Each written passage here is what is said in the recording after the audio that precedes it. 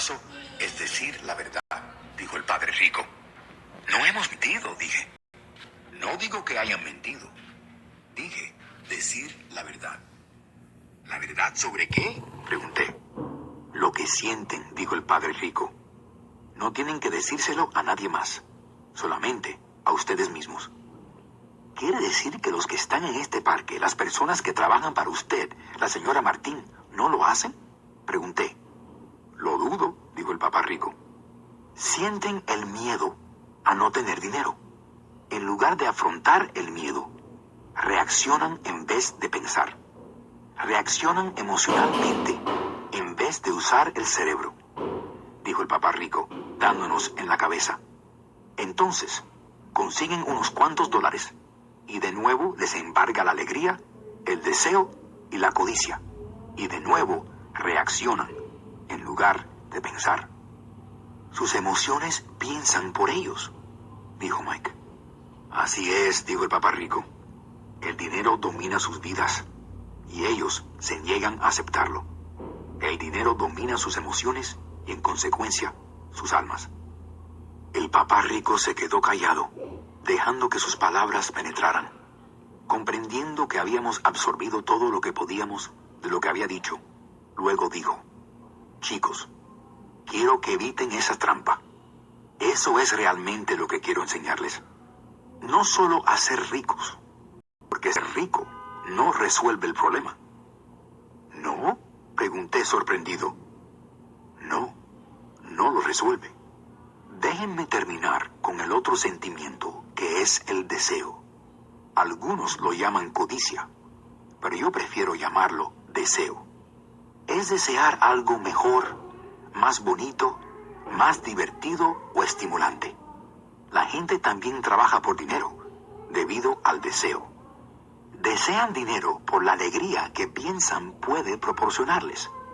Pero la alegría que proporciona el dinero es fugaz, y pronto necesitan más dinero para sentir más alegría, más placer, tener más confort, más seguridad.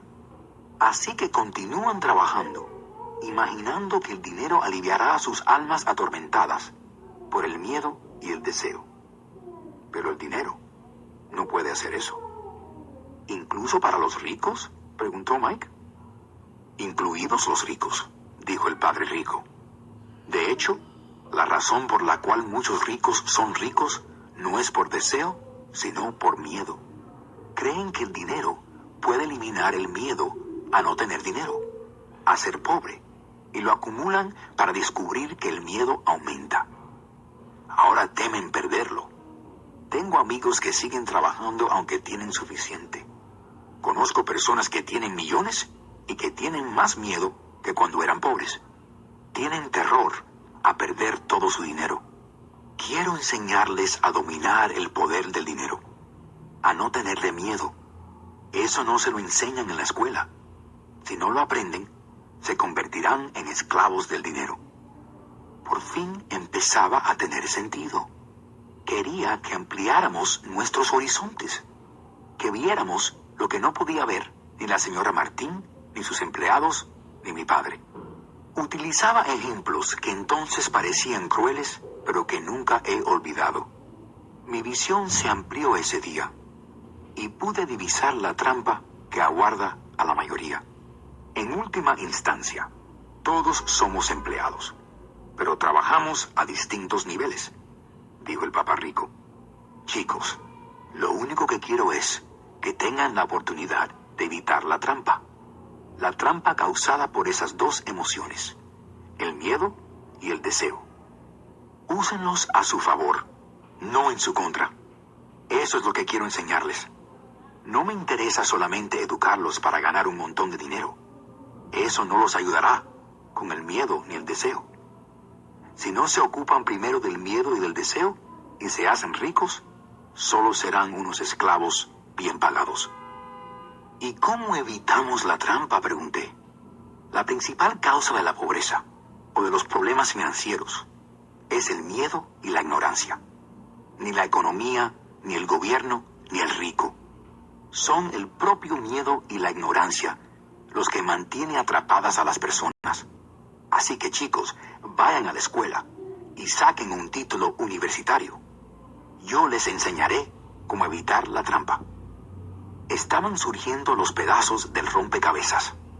Mi instruido papá tenía una buena educación y una gran carrera, pero la escuela nunca le enseñó cómo ocuparse del dinero o de sus miedos. Estaba claro que podía aprender algo diferente e importante de ambos padres. Ha estado hablando del miedo a no tener dinero. ¿Cómo nos afecta el deseo de tener dinero?, preguntó Mike. ¿Cómo se sintieron cuando los tenté con un aumento de sueldo? ¿Aumentó su deseo? Asentimos. Al no rendirse ante las emociones, pudieron detenerse, reaccionar y pensar. Eso es muy importante. Siempre tendremos sentimientos de miedo y codicia. A partir de ahora, es primordial que utilicen esos sentimientos para su bien a largo plazo y no permitan que sus emociones los dominen al controlar sus pensamientos. Muchas personas utilizan el miedo y la codicia contra ellos mismos. Así empieza la ignorancia. La mayoría, debido al deseo y al miedo, viven buscando un sueldo, un aumento, seguridad en el trabajo, sin preguntarse a dónde los conducen esas emociones. Es igual que el cuadro del asno, arrastrando una carreta con su dueño colgando una zanahoria delante de su hocico. El dueño del asno va donde quiere ir, pero el asno persigue una quimera. Mañana solo habrá otra zanahoria. ¿Quiere decir que en cuanto imaginé un nuevo guante de béisbol, dulces y juguetes, era como la zanahoria del asno?, preguntó Mike. Sí, y cuanto más adulto, más caros son los juguetes. Un automóvil nuevo, un barco y una casa grande para impresionar a tus amigos, dijo el papá rico con una sonrisa. El miedo te empuja por la puerta y el deseo te llama, atrayéndote hacia el abismo. Esa es la trampa. ¿Y cuál es la respuesta?, preguntó Mike. La ignorancia intensifica el miedo y el deseo.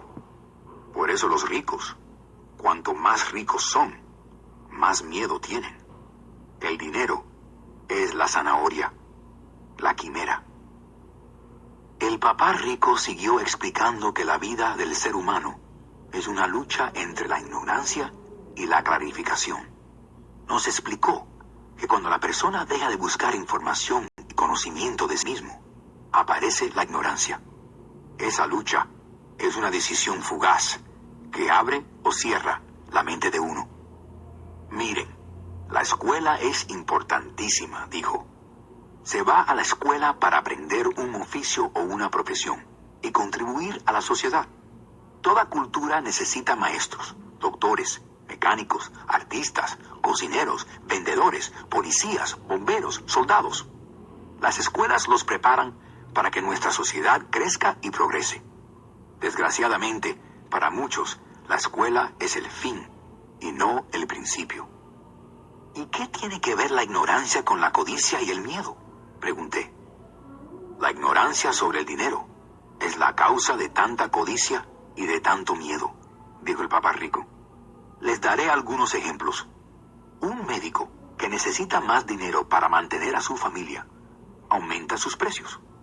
Aumentando sus precios hace que el cuidado de la salud resulte más caro para todos.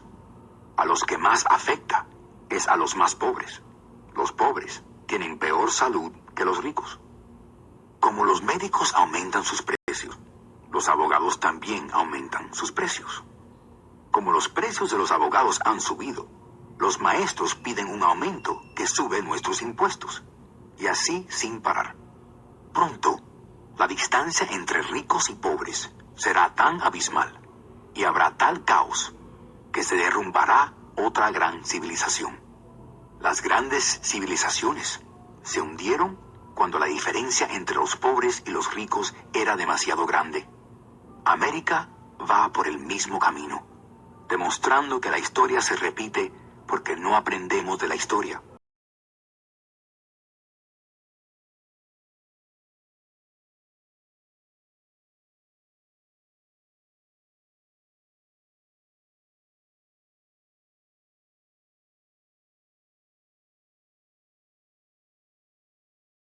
Eso es verdad en teoría. Los precios suben por la codicia y el miedo provocados por la ignorancia.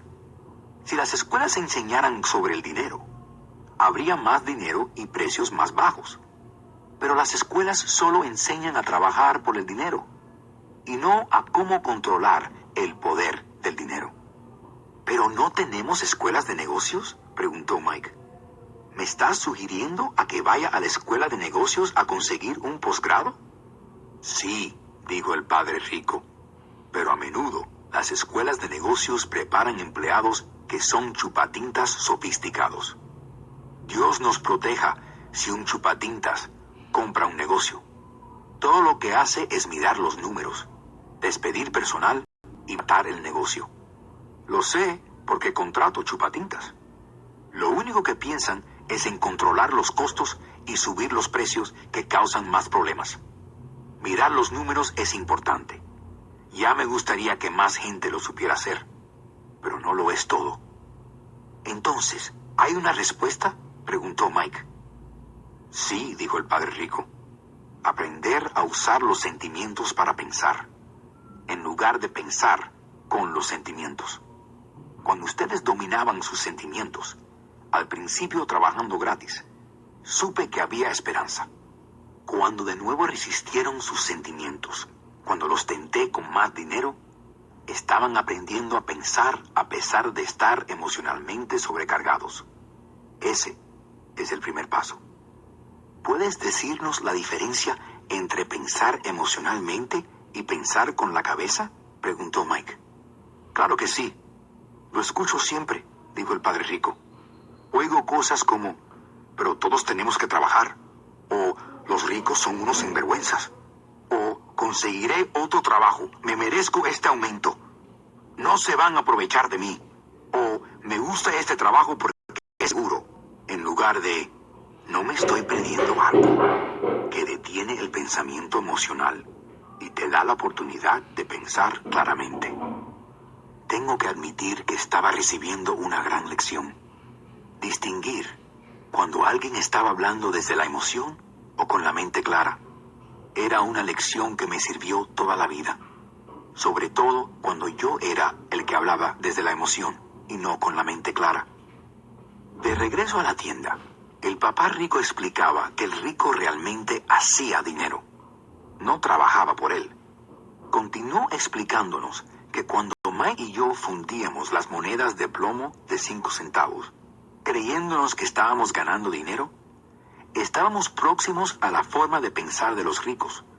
El único problema es que era ilegal.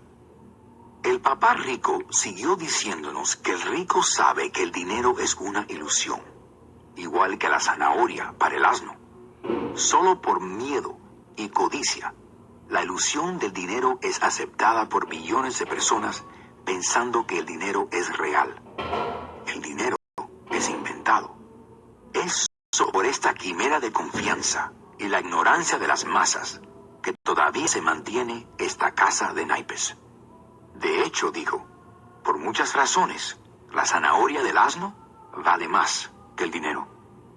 Subiendo su camioneta de reparto fuera del pequeño establecimiento, añadió, continúen trabajando, pero cuanto más pronto olviden que necesitan un sueldo, más fácil les será la vida.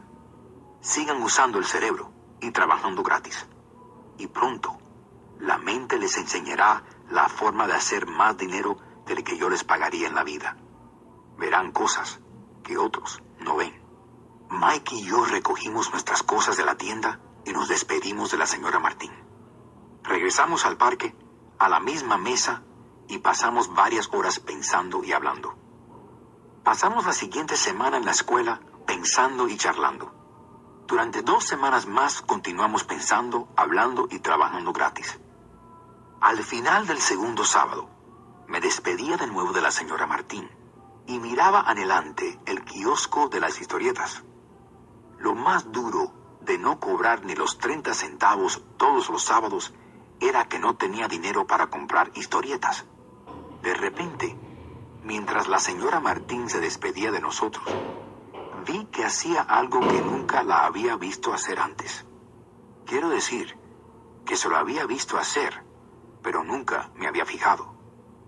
La señora Martín cortaba por la mitad la portada de una historieta, guardando la mitad superior y tirando el resto en una caja grande de cartón marrón. Cuando le pregunté qué hacía con las historietas, me dijo, las tiro. Devuelvo la parte superior de la portada al distribuidor para que nos las acrediten cuando traigan las nuevas. Viene dentro de 1 hora. Mike y yo esperamos 1 hora. El distribuidor llegó y le preguntamos si podíamos quedarnos con las historietas. Nos contestó, pueden quedárselas si trabajan para esta tienda y no las revenden. Nuestra sociedad se reactivó.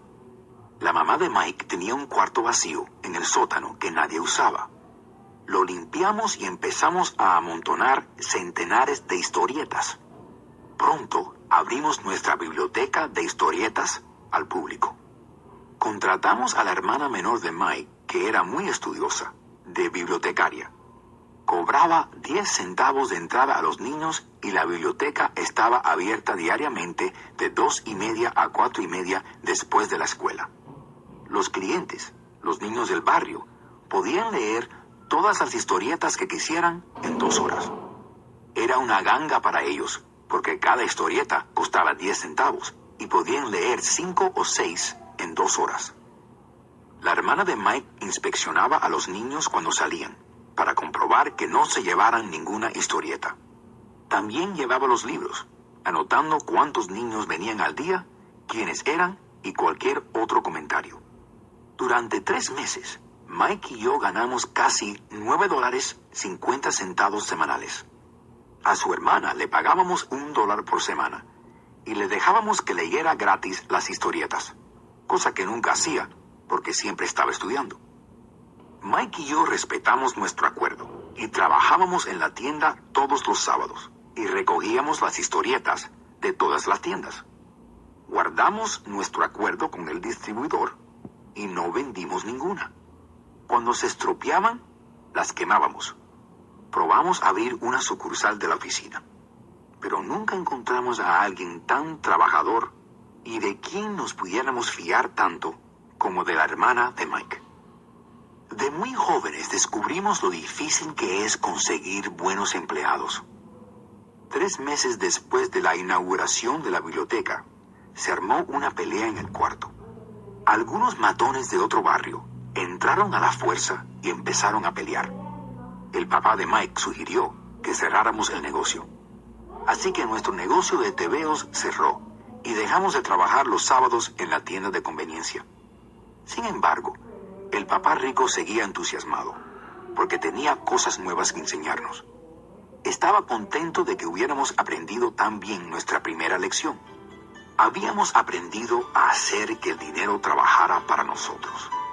Al no pagarnos, nos obligó a que usáramos nuestra imaginación para identificar una oportunidad de ganar dinero.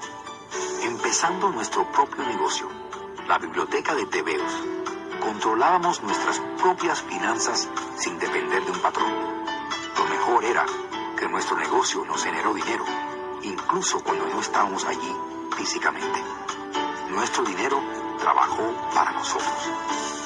En lugar de pagarnos con dinero, el papá rico nos había dado mucho más. Lección 2.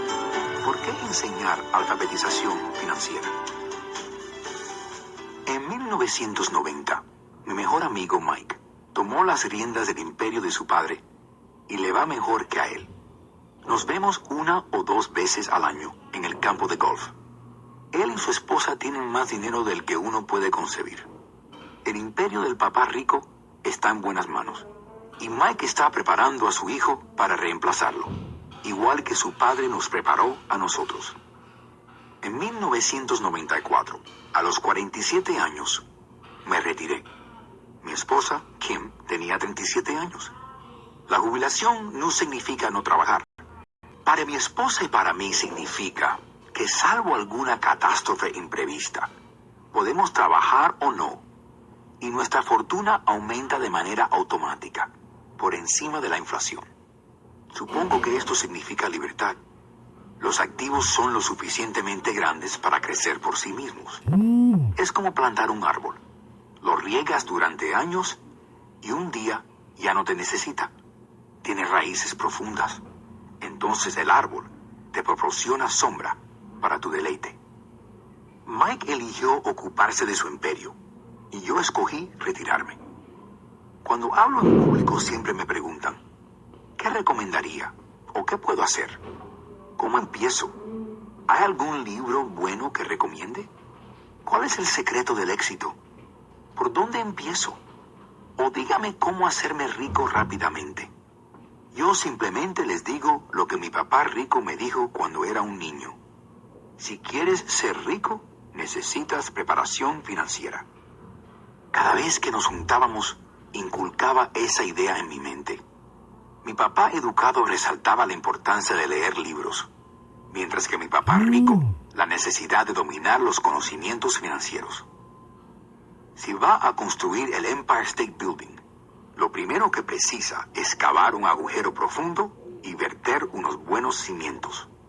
Si va a construir una casa en las afueras, lo único que necesita es verter una plancha de 6 pulgadas de hormigón.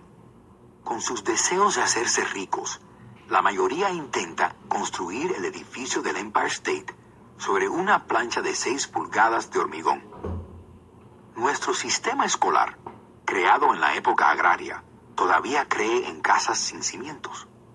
Todavía se estilan los suelos de tierra. Y los niños se gradúan de la escuela sin ninguna fundación financiera.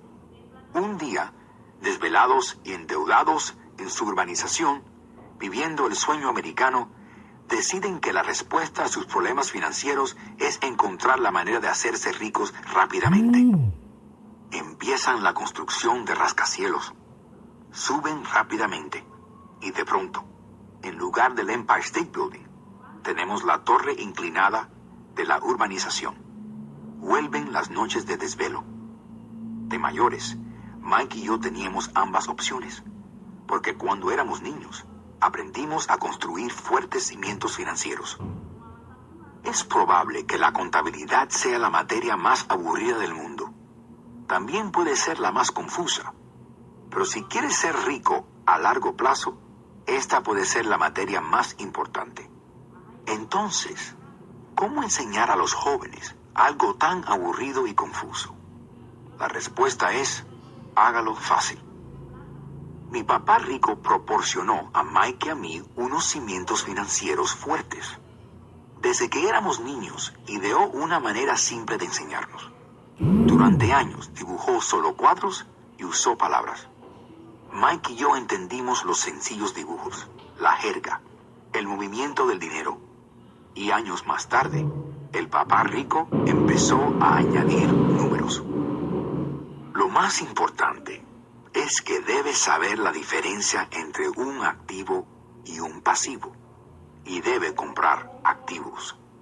Esto es todo lo que necesitas saber si quieres ser rico. Es la primera regla. Es la única regla. Puede parecer demasiado sencilla, pero pocos comprenden lo profunda que es. Casi todos los problemas financieros se deben a que la gente no sabe la diferencia entre un activo y un pasivo. Los ricos adquieren activos. Los pobres y la clase media adquieren pasivos que piensan son activos. Cuando el papá rico nos explicó esto, a Mike y a mí, pensamos que nos estaba tomando el pelo.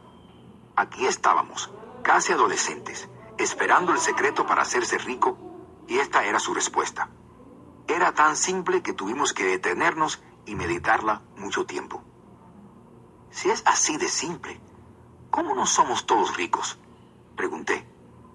El papá rico sonrió, porque las personas no saben la diferencia entre un activo y un pasivo. Recuerdo haberle preguntado, ¿cómo pueden los adultos ser tan tontos? Si es tan sencillo, si es tan importante, ¿por qué no desearíamos averiguarlo todos? Nuestro papá rico solo tardó unos minutos para explicarnos qué eran activos y pasivos. Para enseñar a dos jóvenes, el papá rico mantuvo las cosas fáciles, utilizando tantos cuadros como era posible, la menor cantidad de palabras posibles, y por años ningún número. Mi padre rico simplemente dibujó un cuadro vertical con una línea en el medio. La mitad superior era para ingreso y la mitad inferior para gasto. Debajo de ese cuadro dibujó otro cuadro horizontal que también dividió en dos. La mitad izquierda era para activos y la derecha para pasivos. El estado de ganancias y pérdidas, a menudo llamado balance de resultados, mide ingresos y gastos, el dinero que entra y el dinero que sale.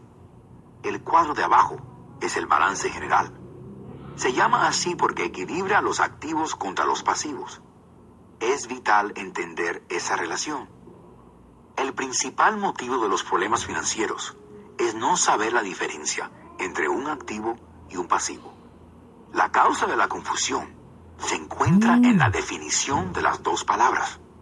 Si quieren una lección de confusión, busquen simplemente las palabras activo y pasivo en el diccionario. Mi papá rico simplemente nos enseñó que un activo es algo que pone dinero en mi bolsillo. Un pasivo es algo que saca dinero de mi bolsillo. Esto es todo lo que necesitas saber. Si quieres ser rico, pase la vida comprando activos. Si quieres ser pobre o de la clase media, pase su vida comprando pasivos. No conocer la diferencia es la causa principal de la lucha financiera en el mundo. Mi padre rico luego dibujó 3 flechas en su diagrama. Explicó que las flechas representan el flujo de dinero en efectivo o flujo de efectivo.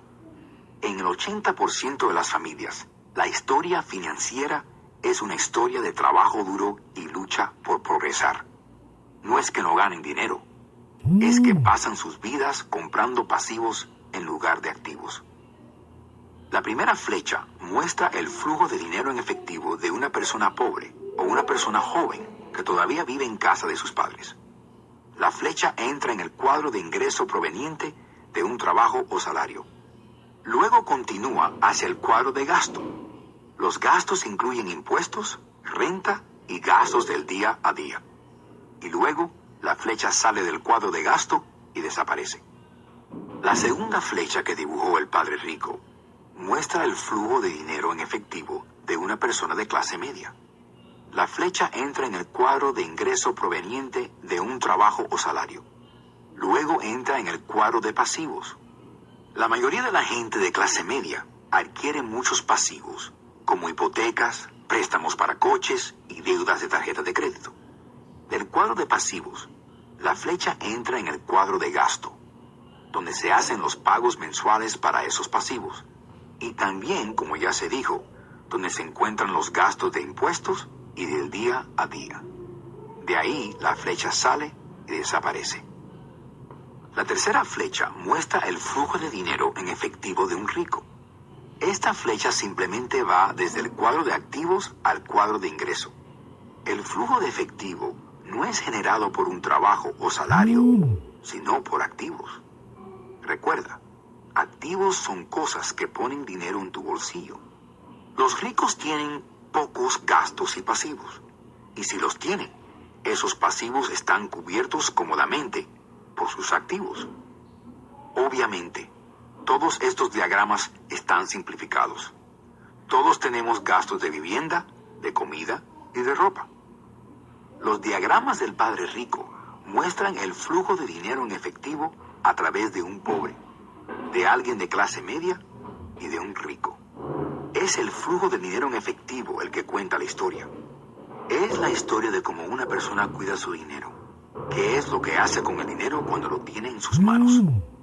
Me agito cada vez que me preguntan cómo hacerse rico rápidamente, o por dónde empieza. Oigo a menudo, estoy endeudado, por eso necesito ganar más dinero. Pero con frecuencia, más dinero no resolverá el problema. De hecho, puede acelerarlo. El dinero a menudo destaca nuestros errores humanos. El dinero realza lo que no sabemos. Por eso, demasiado a menudo, el que gana dinero de una forma inesperada y súbita, por ejemplo a través de una herencia, un aumento de sueldo o la lotería, vuelve a su estado anterior de caos financiero, o a uno peor del que estaba antes de recibir el dinero. El dinero solo acentúa el modelo de flujo de dinero en efectivo que corre en tu mente. Si tu modelo es gastar todo lo que consigues, seguramente un aumento en el efectivo producirá un aumento del gasto.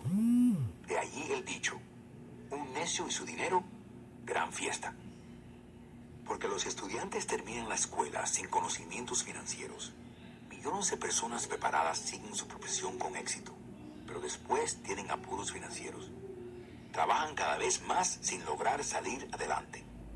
Lo que no les han enseñado no es cómo ganar el dinero, sino cómo gastarlo. ¿Qué hacer después de lograrlo? Se llama aptitud financiera. ¿Qué hacer con el dinero cuando uno lo consigue? ¿Cómo impedir que se lo quiten? ¿Cuánto se debe guardar? ¿Y cómo hacer que ese dinero trabaje duro para su dueño? Muchos no entienden que luchan financieramente porque no entienden el flujo del dinero en efectivo.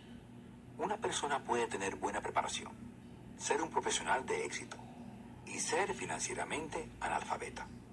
Estas personas trabajan más de lo necesario porque aprendieron a trabajar duro, pero no a hacer que su dinero trabaje para ellos.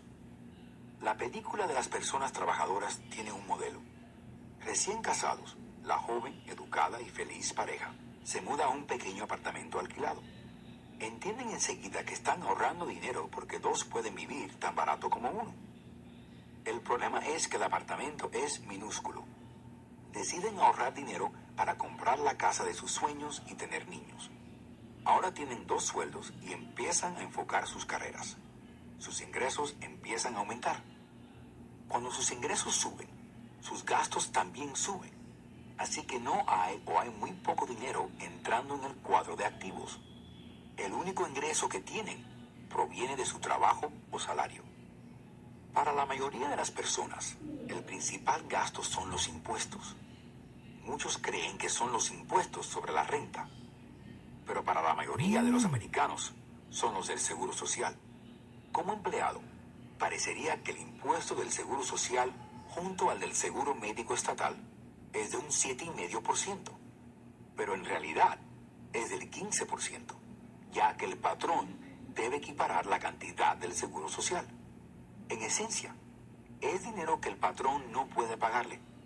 Encima de eso, todavía tiene que pagar el impuesto sobre la renta de la cantidad deducida de su sueldo para el Seguro Social, ingreso que usted nunca recibió porque fue retenido directamente para el Seguro Social. Entonces, sus pasivos suben. Esto se demuestra mejor volviendo a la pareja joven. Como resultado del aumento de sus ingresos, deciden comprar la casa de sus sueños.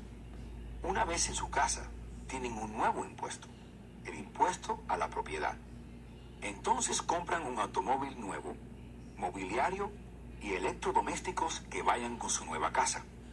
Y súbitamente un día se despiertan con la columna de pasivos llena de deuda hipotecaria y de deudas de tarjetas de crédito. Ahora están atrapados en la carrera de la rata. Llega un niño, trabajan todavía más. El proceso se repite. Más dinero e impuestos más altos. Lo que se conoce como progresión escalonada. Llega una tarjeta de crédito en el correo. La usan, la suben al máximo. Una compañía de préstamos los llama e informa que su mejor activo, su casa, se ha apreciado en valor.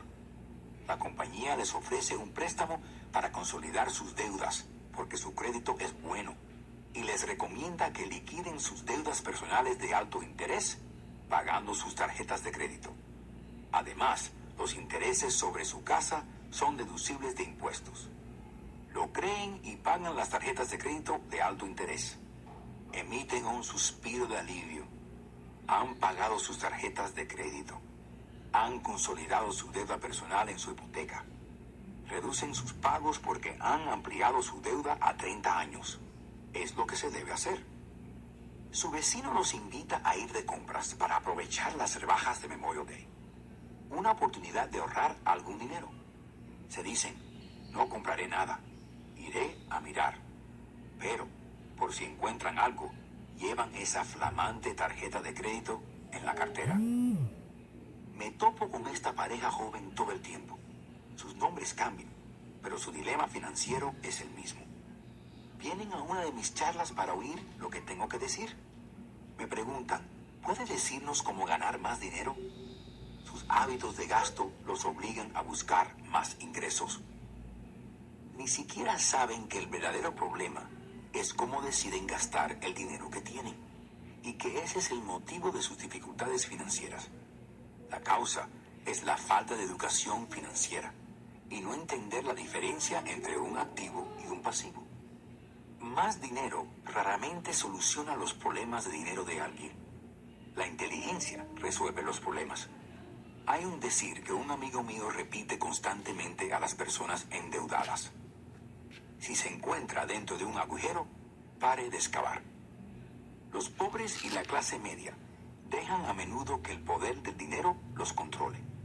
Con solo levantarse y trabajar más, sin preguntarse si lo que hacen tiene sentido, se hacen daño cuando van al trabajo todas las mañanas. Al no entender realmente el dinero, la inmensa mayoría de las personas permite que el inmenso poder del dinero los controle. El poder del dinero es utilizado contra ellos. Cuando Mike y yo teníamos 16 años, empezamos a tener problemas en la escuela. No éramos niños malos, pero empezamos a distanciarnos de los demás. Después de la escuela y los fines de semana, trabajamos para el papá de Mike. Mike y yo pasábamos mucho tiempo después del trabajo, sentados en una mesa, mientras su padre tenía reuniones con sus banqueros, abogados, contadores, agentes de bolsa, inversionistas, gerentes y empleados. Mike y yo aprendimos más sentados en sus reuniones que durante todos nuestros años de escuela, incluida la universidad. El papá de Mike no tenía educación formal, pero era financieramente instruido y como resultado, exitoso. Solía repetirnos una y otra vez: una persona inteligente contrata a personas más inteligentes que él. Así que Mike y yo teníamos la oportunidad de pasar horas escuchando y en el proceso aprendiendo de personas inteligentes. Pero debido a esto, ni Mike ni yo podíamos aceptar los dogmas que predicaban nuestros profesores. A veces Mike y yo preguntábamos a nuestros maestros cómo se aplicaba lo que estábamos estudiando, o por qué nunca estudiamos sobre el dinero y cómo funcionaba. A esta última pregunta, frecuentemente escuchábamos la respuesta de que el dinero no era importante y que si sobresalíamos en nuestra educación, el dinero vendría. Cuanto más aprendíamos sobre el poder del dinero, más nos distanciábamos de nuestros maestros y de nuestros compañeros de clase. Mi papá educado nunca me reclamó mis notas. Me pregunté a menudo la razón. Pero empezamos a discutir de dinero.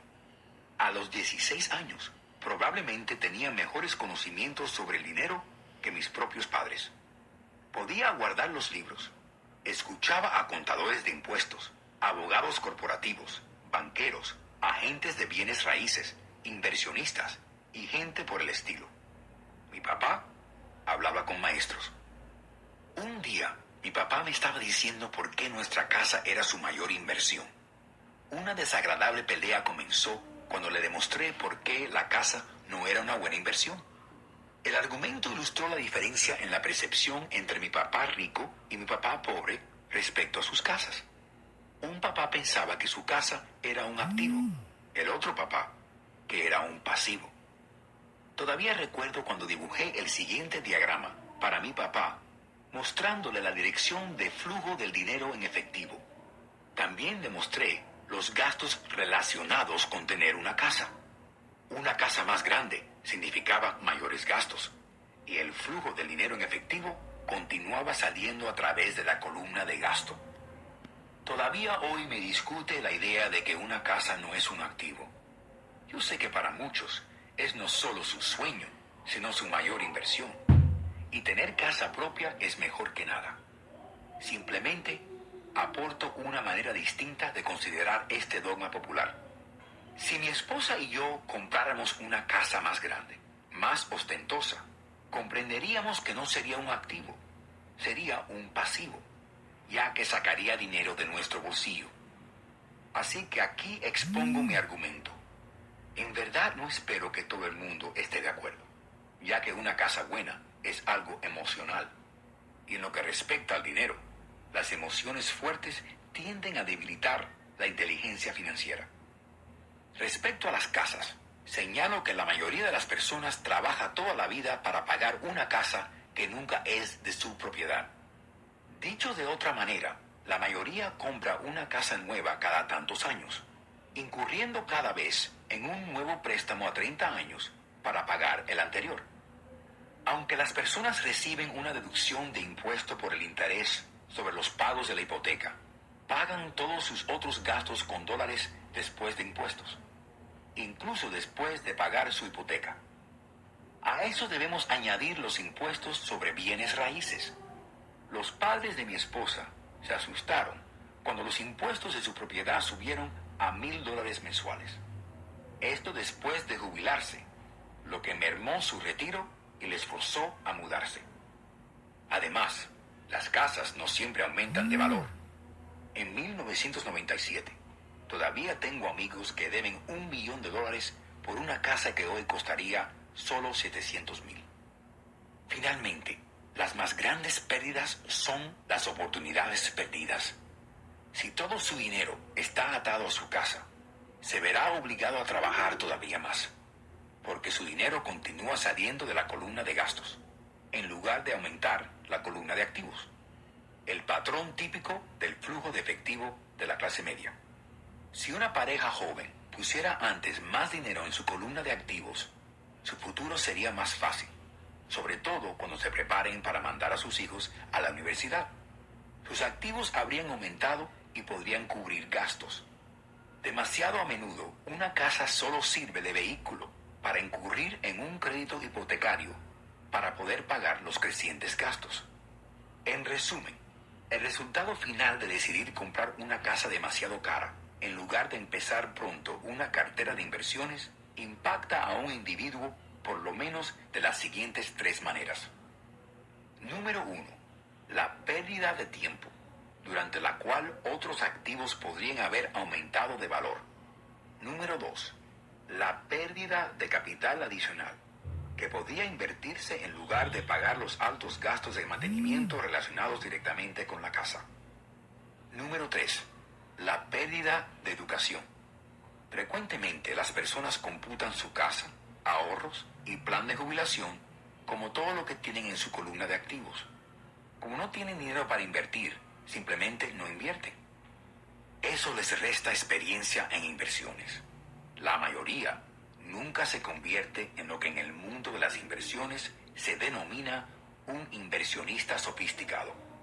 Y las mejores inversiones normalmente se venden primero a los inversionistas sofisticados, que a su vez las venden a las personas que juegan seguro.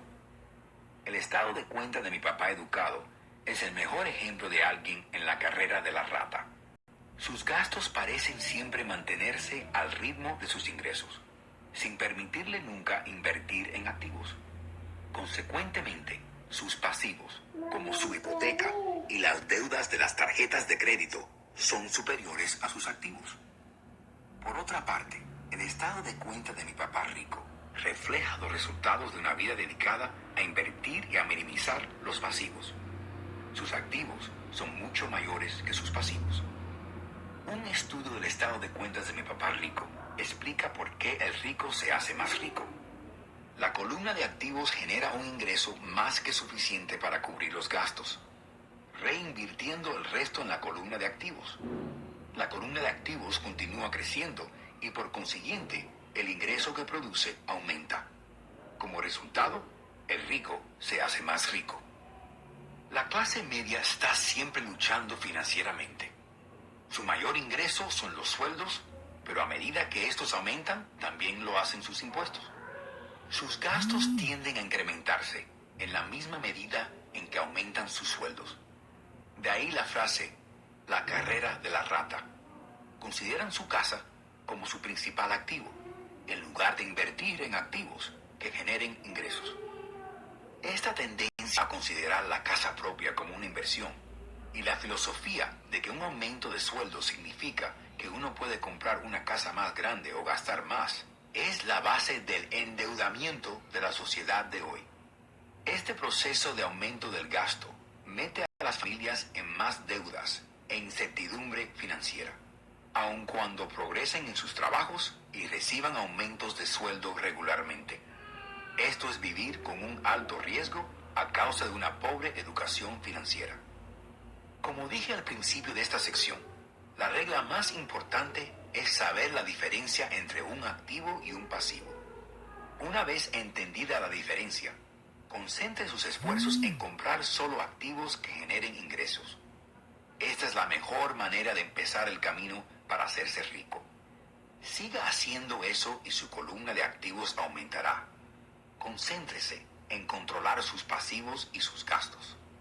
Esto le proporcionará más dinero para seguir metiendo en la columna de activos. Como empleado y propietario, sus esfuerzos activos son generalmente de la siguiente manera. Usted trabaja para otra persona.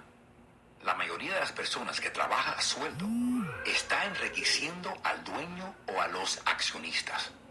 Sus esfuerzos y logros proporcionarán el éxito y la jubilación para el dueño.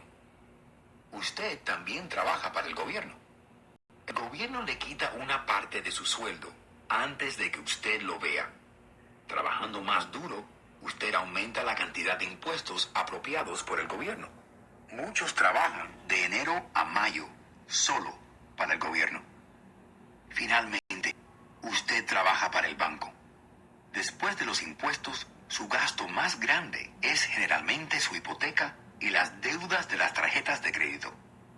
El problema con trabajar más es que cada una de estas tres entidades se apropia de una parte mayor de sus esfuerzos. Debe aprender qué hacer para que sus esfuerzos adicionales lo beneficien a usted y a su familia directamente. Una vez que haya decidido concentrarse en atender su propio negocio, ¿cómo fija sus metas? La mayoría debe seguir con su profesión y depender de sus sueldos para financiar la adquisición de activos. A medida que sus activos crecen, ¿cómo mide la magnitud de su éxito? ¿Cuándo comprende uno que es rico, que tiene riqueza? De la misma forma que tengo mis propias definiciones de los activos y pasivos, también tengo mi propia definición de la riqueza. Se la he copiado a un hombre llamado Buckminster Fuller. Algunos lo llaman un loco y otros lo llaman un genio viviente. Hace años dio mucho de qué hablar entre los arquitectos al solicitar en 1961 una patente para algo llamado un domo geodésico. Pero en la aplicación, Fuller también dijo algo sobre la riqueza. Al principio era un poco confuso, pero después de leerla varias veces, empezó a tener sentido. La riqueza es la habilidad de una persona de subsistir un número de días a partir de, si yo dejara de trabajar hoy, ¿cuánto tiempo podría subsistir? A diferencia del valor neto, la diferencia entre sus activos y pasivos, que a menudo se compone de las pequeñeces materiales de una persona y su opinión de lo que valen las cosas. Esta definición crea la posibilidad de desarrollar una medida verdaderamente exacta. Ahora podría calcular y saber realmente dónde estoy en términos de mi meta de ser independiente financieramente. Aunque el valor neto incluye a menudo estos activos que no generan ingresos, como todo lo que compró que ahora está cogiendo polvo en su garaje, la riqueza mide cuánto dinero su dinero está ganando y por consiguiente su supervivencia financiera. La riqueza es la medida del flujo de dinero en efectivo de la columna de activos comparada con la columna de gastos. Usemos un ejemplo. Digamos que tengo un flujo de dinero en efectivo de mi columna de activos de $1,000 al mes y tengo gastos mensuales de $2,000. ¿Cuál es mi riqueza? Volvamos a la definición de Buckminster. Usando su definición, ¿cuántos días a partir de ahora puedo sobrevivir? Sumamos un mes de 30 días. Por esa definición, tengo suficiente flujo de dinero en efectivo para medio mes. Cuando logre $2,000 de flujo de dinero en efectivo al mes en mi columna de activos, entonces seré adinerado. Así que aún no soy rico, pero soy adinerado. Ahora tengo ingresos generados por mis activos que cada mes cubren todos mis gastos mensuales. Si quiero aumentar mis gastos, debo aumentar primero el flujo de dinero en efectivo de mis activos para mantener este nivel de riqueza. Tome nota de que a estas alturas ya no dependo de mi sueldo. Me he concentrado y he conseguido construir una columna de activos que me han hecho financieramente independiente. Si dejara hoy mi trabajo, podría cubrir mis gastos mensuales con el flujo de dinero en efectivo de mis activos. Mi próxima meta sería tener el flujo de dinero en efectivo sobrante de mis activos reinvertido en la columna de activos. Cuanto más dinero entra en mi columna de activos, más crece mi columna de activos. Cuanto más crecen mis activos, más crece mi flujo del dinero en efectivo. Y mientras mantenga mis gastos inferiores al flujo de dinero en efectivo de estos activos, seré más adinerado, con más ingreso de otras fuentes aparte de mi trabajo físico. Cuando este proceso de reinversión continúa, estoy camino a ser muy rico. La definición real del rico está en el ojo del espectador. Usted nunca puede ser demasiado rico. Solamente recuerde estas sencillas observaciones. Los ricos compran activos. Los pobres solo tienen gastos. La clase media compra pasivos que piensan son activos. Lección 3. Atienda su propio negocio. En 1974 pidieron a Ray Kroc, el fundador de McDonald's, que hablara a los alumnos de MBA de la Universidad de Texas en Austin.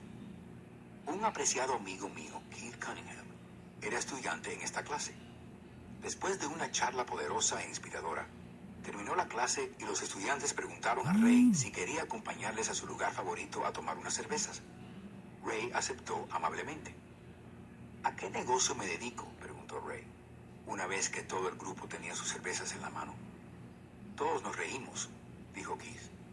La mayoría de los estudiantes de MBA pensó que Ray estaba bromeando. Nadie contestó, así que Ray preguntó de nuevo, ¿a qué negocio creen que me dedico? Los estudiantes se rieron de nuevo y finalmente una alma valiente gritó, Ray, ¿quién no sabe que usted está en el negocio de la hamburguesa? Ray se rió entre dientes. Señoras y señores, no me dedico al negocio de la hamburguesa. Mi negocio es el sector inmobiliario. McDonald's es hoy el mayor propietario de bienes raíces del mundo, con más propiedades aún que la Iglesia Católica.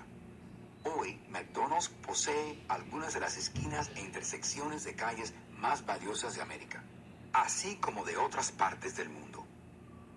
Keith dijo que había sido una de las lecciones más importantes de su vida. Hoy, Keith es propietario de una cadena de lavaderos de automóviles, pero su verdadero negocio debajo de los lavaderos es el inmobiliario. De jóvenes, no teníamos cerca ningún McDonald's. Aún así, mi papá rico fue el responsable de que Mike y yo aprendiéramos la misma lección que Ray Kroc impartió en la Universidad de Texas. Es el secreto número 3 de los ricos. El secreto es, atiende tu propio negocio. La lucha financiera es a menudo el resultado directo de las personas que trabajan toda su vida para otros. Muchos no tendrán nada al final de su vida laboral.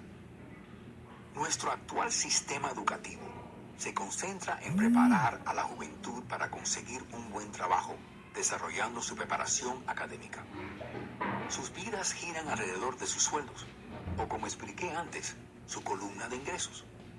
Y desarrollando sus habilidades escolásticas, acceden a niveles todavía más altos de estudio para perfeccionar sus habilidades profesionales. Estudian para ser ingenieros, científicos, cocineros, policía, artistas, escritores, y así sucesivamente. Estas habilidades profesionales les permiten entrar en el mundo laboral y trabajar por el dinero. Hay una gran diferencia entre su profesión y su negocio. A menudo pregunto a la gente, ¿a qué se dedican? Y contestan, oh, soy banquero. Entonces le pregunto, ¿son dueños del banco? Y generalmente contestan, no, trabajo allí. En ese caso, confunden su profesión con su negocio. Su profesión puede ser la de banquero, pero aún así necesitan su propio negocio. Ray Kroc tenía clara la diferencia entre su profesión y su negocio. Su profesión siempre era la misma. Era un vendedor. En su día vendía batidoras y poco después vendía franquicias de hamburguesas. Pero mientras su profesión era vender franquicias de hamburguesas, su negocio era acumular propiedad inmobiliaria que generara ingresos. Para afianzarse financieramente, uno necesita atender su propio negocio. Su negocio gira alrededor de su columna de activos, en lugar de su columna de ingresos. Como dije antes, la regla número 1 es saber la diferencia entre un activo y un pasivo, y comprar activos. Los ricos se concentran en su columna de activos, mientras todos los demás se concentran en su declaración de renta. Esa es la razón por la cual escuchamos tan a menudo: necesito un aumento. Si solo me dieran una promoción. Voy a volver a la escuela para prepararme más y conseguir un trabajo mejor. Voy a trabajar horas extras. Quizás consiga un segundo trabajo. Renuncio en 2 semanas. He encontrado un trabajo que paga más. En algunos círculos, estas son ideas sensatas. Pero si escuchas a Ray Kroc, todavía no te estás ocupando de tu propio negocio. Todas estas ideas se concentran en la columna de ingresos y solo se afianzará financieramente una persona si el dinero adicional se utiliza para comprar activos que generen ingresos. La principal razón por la cual la mayoría de los pobres y la clase media son fiscalmente conservadores, lo que significa no puedo permitirme el lujo de arriesgarme, es porque no tienen ninguna base financiera. Tienen que aferrarse a sus trabajos, tienen que jugar seguro. Cuando las reducciones de personal se pusieron de moda, millones de obreros descubrieron que su mayor activo, su casa, se los estaba comiendo vivos. Su activo, la casa, les costaba dinero todos los meses. Su automóvil, otro activo, estaba comiéndoselos vivos. Sus palos de golf de $1,000 que estaban en el garaje ya no valían lo de antes. Sin la seguridad del trabajo, no tenían nada en qué apoyarse. Lo que creían eran activos no podían ayudarlos a sobrevivir una crisis financiera. Hay tantas personas que han tenido serios problemas financieros cuando se les acaban los ingresos. Para conseguir efectivo, venden sus activos. Para empezar, solo pueden vender sus activos personales por una fracción del valor registrado en su balance de situación personal. O, si hay alguna ganancia en la venta de los activos, se grava el beneficio. De nuevo, el gobierno se lleva su porción de los beneficios, reduciendo así la cantidad disponible para ayudarlos a salir de deudas. Por eso siempre digo que el valor neto es a menudo menor de lo que uno piensa. Empiece a cuidar su propio negocio. Guarde su trabajo diario, pero compre activos reales, no pasivos o efectos personales que no tienen valor cuando los entra en casa. Un nuevo automóvil pierde casi 25% del precio que pagó en el momento que lo saca del lote. No es un verdadero activo, aun cuando su banquero le deje de listarlo como tal. Mi nuevo palo de golf de titanio de $400 apenas valía $150 en el momento que salí a jugar con él. Para los adultos, controlen sus gastos, reduzcan sus pasivos y diligentemente construyan una base de activos sólidos. Para los jóvenes que todavía no se han ido de casa, es importante que sus padres les enseñen la diferencia entre un activo y un pasivo. Consigan que empiecen a edificar una sólida columna de activos antes de irse de casa.